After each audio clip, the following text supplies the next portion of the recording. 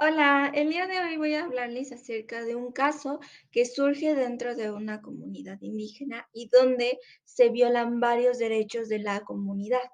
Pero para ponerlos en contexto, voy a resumirles de qué trata más o menos el caso. Bueno, como les había dicho anteriormente, el caso surge dentro de una comunidad indígena dentro de México. El conflicto es uno de tipo religioso, ya que dentro de esta comunidad empieza a surgir una religión distinta a la que anteriormente se promulgaba, la cual es la religión evangélica. No obstante, la que siempre ellos han tenido es de una amalgama de catolicismo preconciliar y la adoración hacia la diosa Tonantzin. El líder, al ver que empieza a surgir otra religión distinta a la que ellos profesaban, les prohíbe a los evangélicos profesar su religión, ya que decían que eso no era posible porque no lo permitía la ley de su comunidad. No obstante, el grupo evangélico decide hacer caso omiso a la advertencia del líder y siguen promulgando su religión. El líder, al ver que no le hacen caso, decide hacer uso de las leyes internas de la comunidad, expulsa a los evangélicos y destruye su templo. Los evangélicos, al ver qué es lo que sucede y cómo se están violando sus derechos, acuden ante las autoridades judiciales. Estas autoridades posteriormente acuden con el líder y le dicen qué pasó. Y el líder manifiesta que obró bajo la ley interna, por lo cual no lo pueden acusar de nada. Y su defensa era de que el grupo evangélico ponía en riesgo el derecho de la comunidad indígena a conservar su diversidad cultural. Ya una vez que sabemos más o menos de qué va el caso, voy a hablarles acerca de los derechos principales que se violaron en este. Por un lado, en el grupo indígena, el derecho que ellos están peleando es el estipulado en el artículo 2 dentro de la Constitución Política Mexicana, el cual dice que todos los humanos, todos los mexicanos, tenemos derecho a la integridad cultural y a la protección de las tradiciones y costumbres.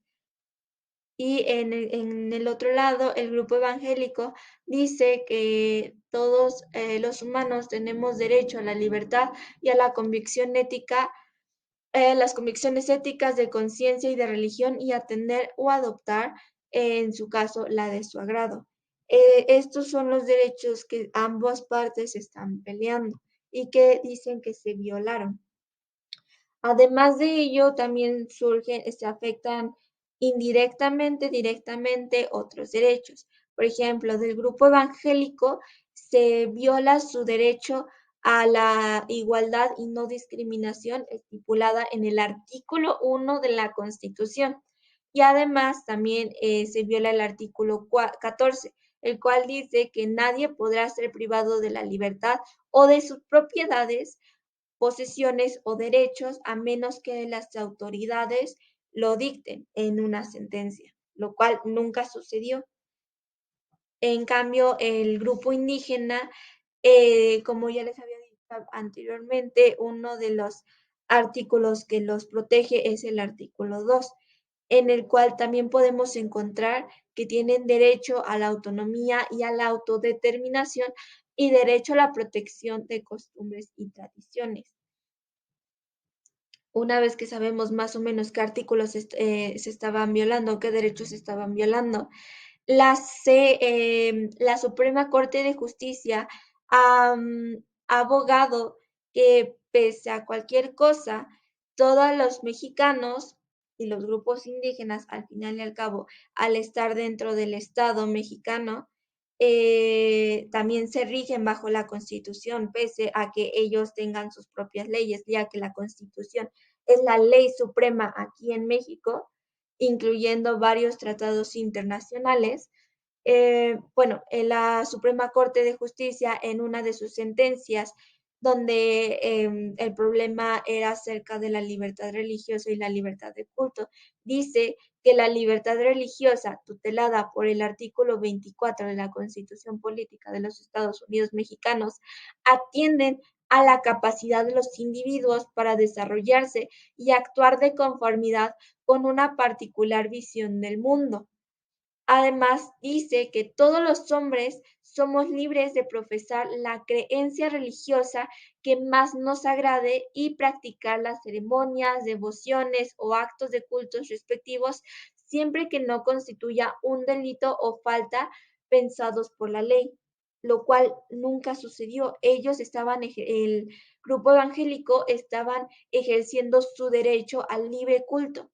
Además de ello, en otra sentencia igual hecha por la Suprema Corte de Justicia de la Nación, dice que todos los mexicanos tenemos la libertad de sostener y cultivar las creencias religiosas que cada uno considere y tenemos también la libertad de cambiar de creencia religiosa, lo cual de igual forma era lo que estaban haciendo el grupo evangélico. Otras cosas que te dice que una sentencia de las que dictó la Suprema Corte es que todos tenemos derecho a la libertad ideológica y actuar de conformidad con una particular visión del mundo. Y tenemos derecho a la protección, a la posibilidad de reunirse, fundar y pertenecer a distintas asociaciones. Además de ello, en esta misma sentencia, dice que de no ejercer el derecho estipulado en el artículo 24, puede también atentar contra nuestra libertad de expresión, la libertad de la reunión o la libertad de enseñanza.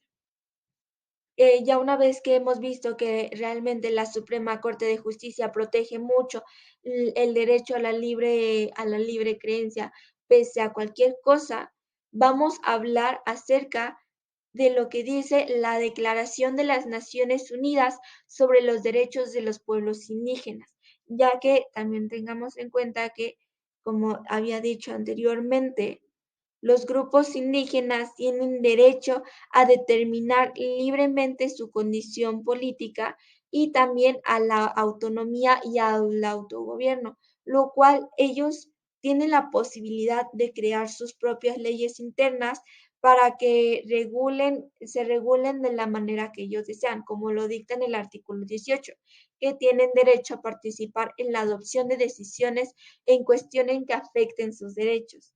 No obstante, dentro de esta misma declaración nos dice que en el artículo 46, que ya son los últimos artículos dentro de esta declaración, nos dice que se respetarán los derechos humanos y las libertades fundamentales de todo, algo que no hicieron al no permitir la libertad de culto y al destruir su templo, lo cual ya incluso es un delito.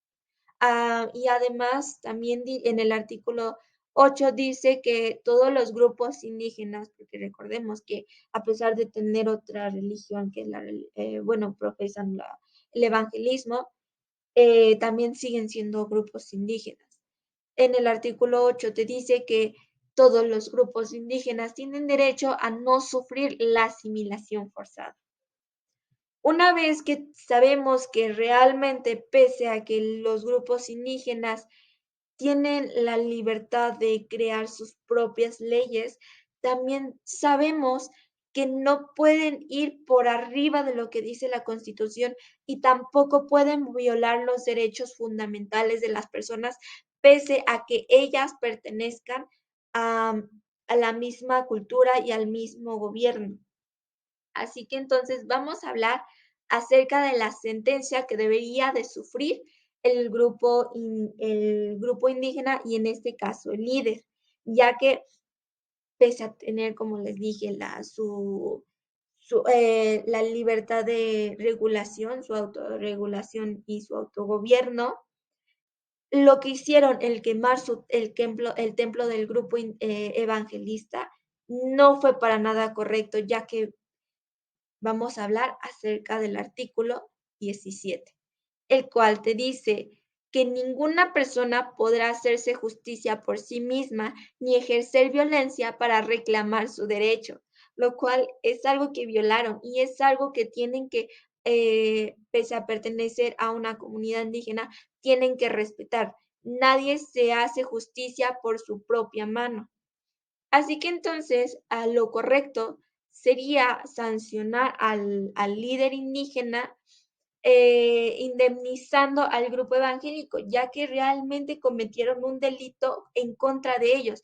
Si bien ellos decían que era una amenaza para su comunidad y para su integridad cultural, no era como tenían que solucionar las cosas. Pudieron haber acudido con las autoridades, comentarles la situación, de decirles, ¿sabes qué?